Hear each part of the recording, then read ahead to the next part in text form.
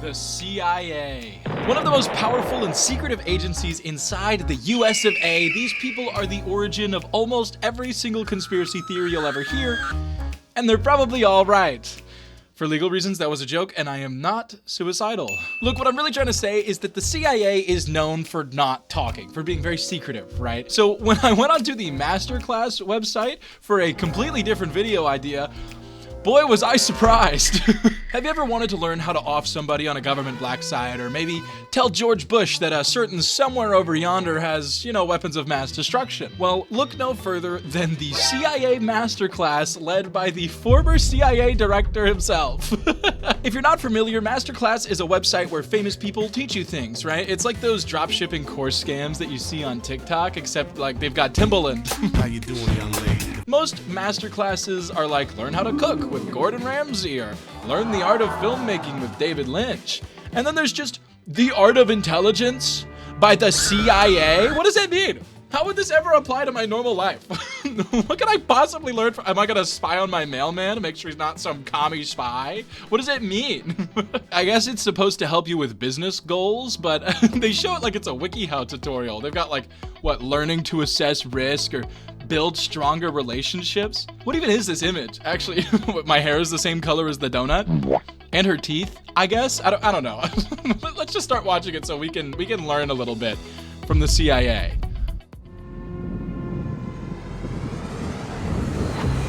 Air Force One, flight level 330. Air Force One, Washington Center, good evening. Crash into the Pentagon, sir. Do we want to think about scrambling? I was gonna avoid making 9/11 jokes in this, but did the CIA Masterclass course cold open on fucking 9/11? I didn't know this was gonna be a tutorial. The CIA has not approved, endorsed, or authorized this production or the use of the CIA SEAL name or initials? Oh fuck.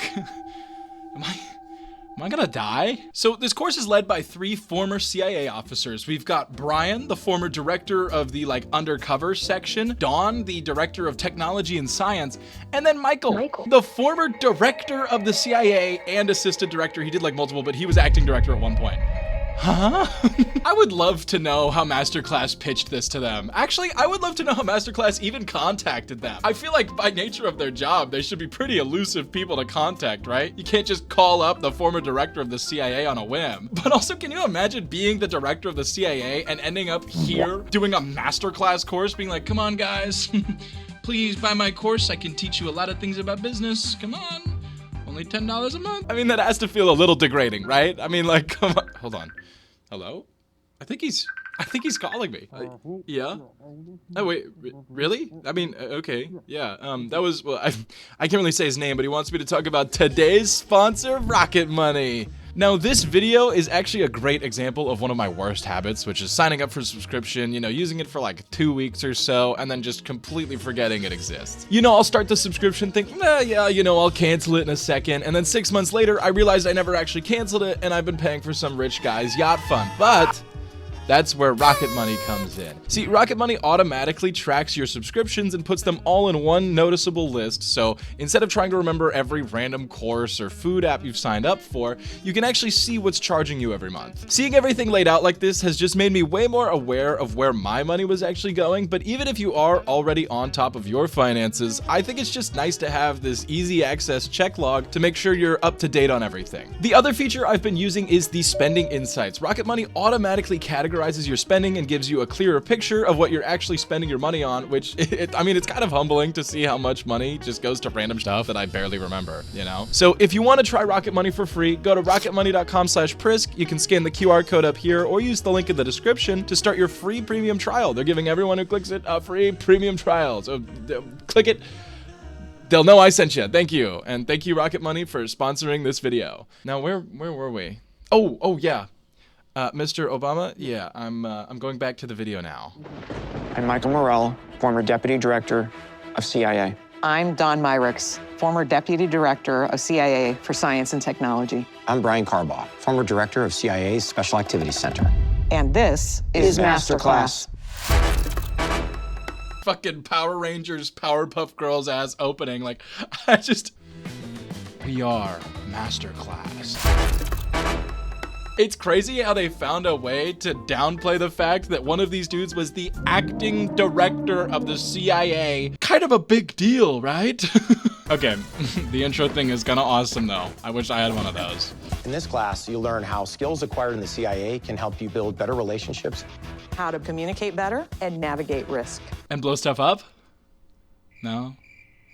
Okay, yeah, it was a... So the opener to this whole thing is Michael, the former director of the CIA itself, giving us a lot of a background and a history lesson on the CIA, and I love some of the analogies he uses. People like to say that intelligence analysis is like connecting dots. I don't like that metaphor because it implies that it's easy. Intelligence analysis is really hard. I think of it much more as putting a puzzle together. You think it's easy? What, like connecting dots or something? What, like a kid's game? No. It's like building a little puzzle. It's like building a little puzzle. There's like 100 pieces or something, and you put them all together. Think about a 1,000-piece puzzle, and your job is to put it together and say what's on the box. Of course, you don't have the box. You only have 250 pieces of the 1,000 pieces. And you've got another 5,000 pieces that look like they go in that puzzle, but they really don't. Okay, I feel like this is just a really bad metaphor, you know? Like, it just sounds like he bought a really shitty puzzle. What does he mean 5,000 pieces are from a different one? Then don't use them, what? I don't know, he kind of immediately drops the puzzle analogy, and then we cut over to our first main category, making friends.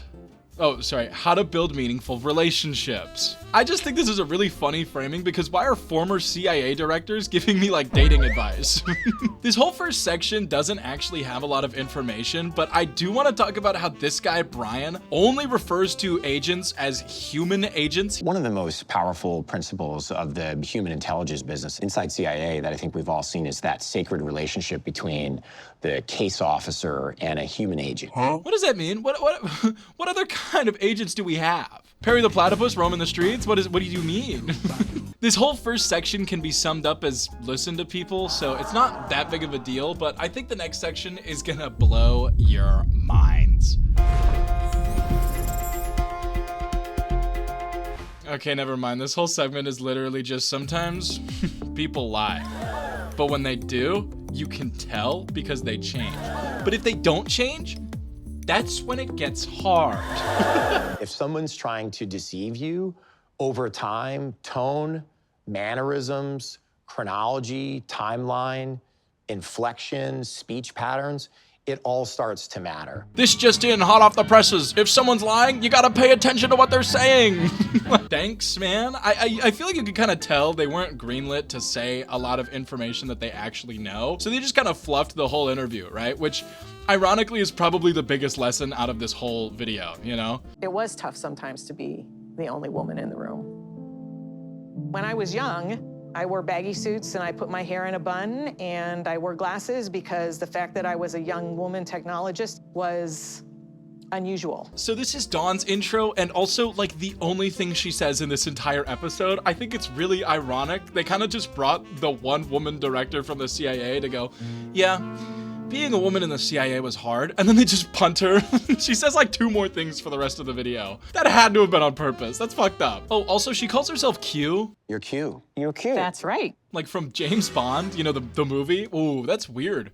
I never thought about like people in these kinds of positions could be watching like any movie or like a video or something. There could be a CIA watching this video like right now. Hello? Hello?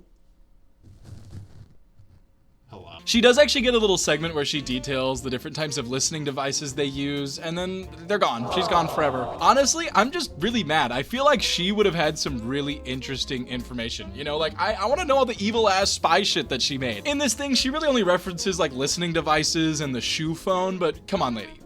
We know you were making Tic Tacs that melt people's livers. Come on, you can tell me. I think it's really cool, please. I was first getting fitted for a disguise.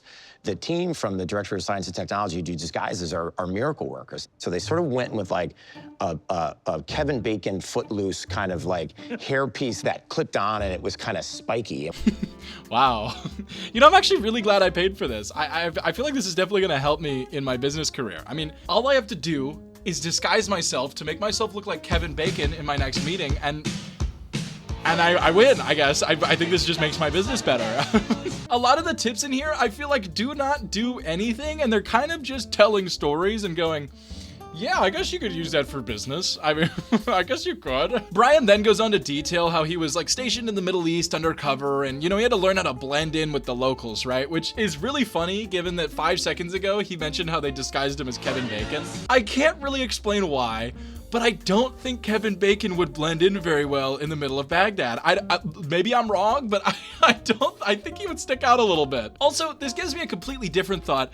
Did the CIA just not hire any Middle Eastern people for their undercover Middle Eastern operations? I mean, I feel like if you got someone from the region, it would go a lot better than like Braxton from Boise, Idaho, Awesome. Oh. Well, assalamu alaikum to you too, partner. I just love how this course either tells you stuff you learned in a 3rd grade English class, or it tells you the least applicable shit you will ever learn in your life. In today's episode, I'll be teaching you how to hide undercover from the Saudis in the middle of Riyadh. Like, thanks, I guess. What am I supposed to do with this information? But we then get one of the funniest parts of this whole thing. These guys start going on this long conversation about imposter syndrome, the feeling that you're not good enough for the job or the role that you're in. Considering that I was an actual imposter when I was undercover, it's kind of funny that I've struggled with imposter syndrome in my life. Which I think happens to a lot of people, right? No matter the job. I just think it's funny hearing it from these people who have inarguably committed some pretty horrible shit, right? How did I get selected for this team? If they only knew, like, how did I get here? Come on. You gotta believe in yourself. Come on. You gotta be the bomb. You gotta be the bomb. What I learned is the importance of owning it. Like, be confident, believe in yourself, have that positive self-talk where you're reassuring yourself all along that this is working, this is actually who you are, to put yourself really in that moment and have the confidence. I am a Saudi businessman. I am a Saudi businessman. I am Kevin Bacon, the Saudi businessman. I am Kevin Bacon, the Saudi businessman. I'm ready to run my empire. They move on to the next section, and after each one of these, they have these little like Cliff Notes bits, and I just really like this one specifically. Keys to conquering imposter syndrome. 1. Roleplay as someone else. 2. Be your authentic self. You can't do both of those. That's not how that works. Okay, so you want to roleplay as someone else, right? But that someone else has to be you. What the fuck does that even mean? So after this, the lessons start to take a really big turn because we get to the next segment, how to speak truth to power. And if you're wondering what this means, it means Michael is gonna go on a rant for 10 minutes about how he had to talk to President Obama about us losing the war in Afghanistan. When I was acting director, I had to look Obama in the eye and tell him that we were losing in Afghanistan. So I spent a lot of time with my analysts and my operators and came to 2 views. One view was that we were losing. And the second point was that if we had no U.S. troops in Afghanistan and we were in this room having a conversation about the national security issues related to Afghanistan, would we decide to send troops now? Wait, but if we never had troops there in the first, what does that mean? If we never had troops there in the first place, we wouldn't need to send more because there wouldn't be any there. What? He uses this conversation to talk about how to be confident in meetings and how to, give powerful people bad news, right? That's the big shtick for this one. But I just think it's really funny because like the rest of this course, they are just completely downplaying the fact that this guy played a pivotal role in us staying in Afghanistan. Everyone in this course talks about all these crazy fucking things that they did, like it's just another day at the office, I wasn't doing it because that's what President Obama wanted to hear, nor did I want to antagonize the military while still saying, what we thought to be true. It takes courage not to be swayed by the President of the United States or the Chairman of the Joint Chiefs or the head of all U.S. troops in Afghanistan. But you were wrong, man. What? You admit later in this episode that you're wrong. He's not even like, sometimes you falter to the higher ups or, sometimes your judgment gets in the way. He's just going like, yeah, that war, that really tragic war, all me, man. Takes guts to tell Obama what to do. One of the things that I have to do in this job is sometimes tell you things that you might not want to hear but need to know. And that's important whether you're talking to the president or you're talking to your spouse or you're talking to your business partner, or talking to your child. Yeah, you know, I picked up a lot of important things from sending a bunch more troops to Afghanistan, right? Like how to talk to my child. You know, sometimes when he's being an asshole, I just tell him, dude, if you don't stop, you're going to the Desert Storm, okay? I'm still so stuck on that puzzle analogy. Like, I just imagine him sitting in this, like, dark room with this puzzle, like...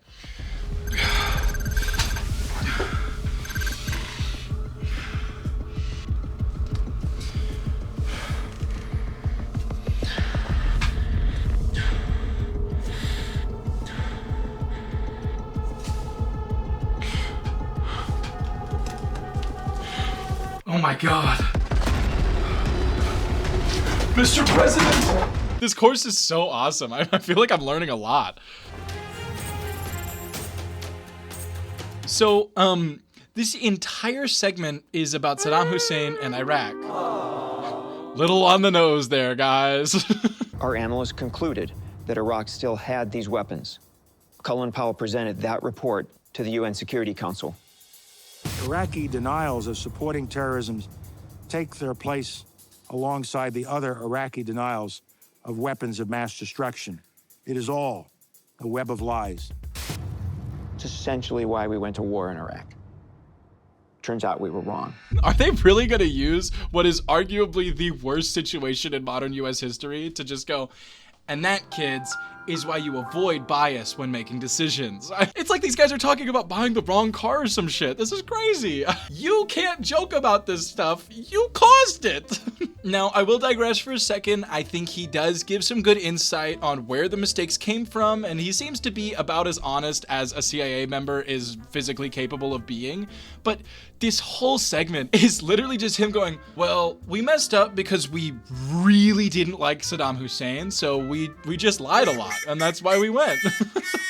It's crazy. We also had something that I call pendulum bias. We actually missed the nuclear weapons program the first time around. It was much further along than we thought. So we didn't want to make that mistake again. So the pendulum swung too far back. This guy's describing this stuff like he's describing a sports bet. He's like, well, you know, the Eagles won last year, so surely we had to bet on them again this year, right? Really, the only way to get those intentions, to know what they're really thinking, to know what they're planning, is to have a spy in the room with them. We didn't have that. Nobody talks about that, by the way. He's talking about invading a fucking country. What? This is crazy. The last bias is mirror imaging. Mirror imaging is when you say, here's what I would think if I were Saddam.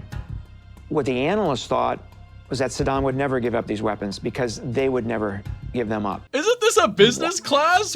Why are we talking about this? He's basically just looking at the camera going, well, shit, you know, if the CIA had a bunch of these weapons, we would totally use them on our citizens. So he's going to as well. I thought this was a business class. What are we doing? Why are we delving so deep into Saddam Hussein specifically? Like, can you imagine you're just some business guy, right? Scrolling masterclass, you know, looking around and you see, oh, these guys are going to teach me how to do risk management. And they were pretty high up in the CIA. That sounds like they know risk a lot. And instead you just get sat down for a 40-minute lecture on why invading Iraq was actually a great thing. Like, I know I keep saying it, but this is crazy, right? I was in the chain of command for the judgment that Iraq had weapons of mass destruction. I was the number 3. You know, had we gotten that right, from both a collection and an analytic perspective, maybe we wouldn't have gone to war. So that's something that I have to carry with me the rest of my life. Listen, man, I get the whole, like, my mistakes weigh on my mind and I feel horrible kind of thing, but this is a situation where I feel like he should feel bad, you know? This is like some Oppenheimer shit of, oh, I'm so evil, you know, I caused all this and now I'm sad, while he sits in his luxury apartment in New Jersey and not, like, blown up. I also just feel like if he actually cared about this and felt bad, he wouldn't be sitting on fucking masterclass going, yep, I caused a ton of deaths, but hey, without those mistakes, my business wouldn't be thriving. Buy my other courses, please. The biggest change that came out of the Iraq weapons of mass destruction analytic failure was putting much more emphasis on levels of confidence. No, Michael, I think it was the dying, actually. I think that was actually a pretty big deal. If you had pressed the analyst on how confident they were on Iraq and weapons of mass destruction, they would have told you that they were not that confident.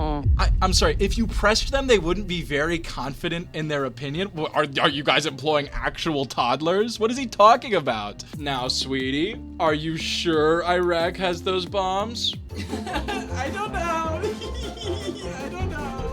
He then goes on to say that when they caught Saddam Hussein, right, he actually had let go of the WMDs quietly, hoping that the CIA would get the intelligence and notice without him having to publicly say it, because he was scared of Iran still, right? And that's straight from this dude. That's what he's saying. He had more confidence in the CIA than we ended up demonstrating. What was that little smirk? Oopsies. We fucked up. Guess we'll get them next time, boys. I feel like saying, yup, we messed up so bad, even Saddam Hussein was surprised at how bad of a job we did, is not a good way to sell your masterclass. It sounds like you guys just sucked at your job, right? Oh, and then these cliff notes are just so annoying. Keys to avoiding bias. Number 1, be aware of your bias. Wow, that's wonderful. Why didn't I think of that? Holy shit, thank you, Masterclass. What I can tell you is that this lesson was applied to all our analytic work moving forward, and confidence levels were an important factor in the decision to raid Osama bin Laden's compound 8 years later. Our assessments, based on satellite imagery, on-the-ground intelligence, and other means, had zeroed in on a location with high walls, barbed wire, and covered windows. Could the figure often seen pacing in the courtyard be bin Laden? What are they playing? Where's Waldo? Computer, enhance. Yep, that's the guy. Move in. Surely they had more to work off than that, right? I just looked it up. Bin Laden was 6'5". Holy shit. Surely that's the guy, right? It's either him or James Harden. He then goes on to talk about how going to Abbottabad to see if bin Laden was there was like this huge risk, right? But what would even be the risk for him? I mean, he literally just caused the Iraq war and he still has his job. Surely this is like a normal Tuesday for someone like this, right? Either you go in there and you get bin Laden or you get James Harden, and either way, it's probably a good thing. In everyday life, people take hundreds of risks. What we're talking about here in terms of risk management is relevant to every person on the planet. Wait, no, I think he's right. I can't tell you how many times I factor in the raid on bin Laden's home when I'm going to the grocery store, you know? I think I get it now. CIA is uniquely skilled in risk management because we take so many. Yeah, like going to war with Iraq? I'm sorry, I'll stop. This whole section is so funny to me. Basically, they're just talking about the risk they took to go kill Osama bin Laden, right? I'm not joking. That's all this is. And then they look at you and go, see? Come on, take risks in life. Get that second scoop of ice cream, ask that girl out, bomb that civilian compound to confirm bin Laden isn't in there. You only live once, come on. Also, throughout this whole course, they keep showing pictures of Brian out in the Middle East and everyone else's face is blurred, right? But they're all in their military garb. And you see this a lot in these kinds of interview, documentary type things. Why? There's no reason to take this picture. You know, he's in a classified area with people whose face cannot be shown. Why are they being photographed? Like, are they seriously just standing in front of the compound going, we should take a picture. This is cool as fuck. I think one of the things that's been fascinating for me as we look at it is just the number of parallels between what we did in CIA and how that crosses over into what we're doing now and what people experience in their everyday lives. I love how this feels like when you were in a school doing a table discussion and you just had to put in like 2 different thoughts to get a good grade. You know, it feels like none of them want to be here. It's just such a weirdly embarrassing thing to be the former directors of the CIA doing shit like this, you know? Surely they don't need the money this badly, right? I mean, come on. Or maybe Masterclass is the CIA and they're still on the case. Anyways, that's all the time I have for this video. I was actually planning on something completely different for this episode, but I felt like I just had to talk about this course, you know? But there are a ton of really odd masterclasses, and unfortunately, I have the subscription for another year, so if you want me to look at more of these, you can let me know.